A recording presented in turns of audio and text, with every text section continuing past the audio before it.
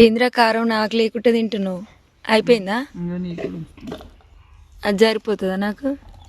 సరిపోతే పొద్దుగాల తిన్న కారం దీన్ని. నువ్వు తిన్న కారమా? పొద్దుగాల నిన్న ఎవరు తినవన్నారు? నేను తినవన్నానా? ఇప్పుడు నేను తినమంటున్నాను. కానీ నీళ్ళ క్యాన్ దగ్గర పెట్టుకున్నావు కానీ ఎట్లా తాగుదాం అనుకున్నావు? ప్లాన్ క్యాన్ లేపుతావా? మరి నిన్న నన్ను ఎందుకు అడిగినావు? వీడియో తీస్తున్నా నేను.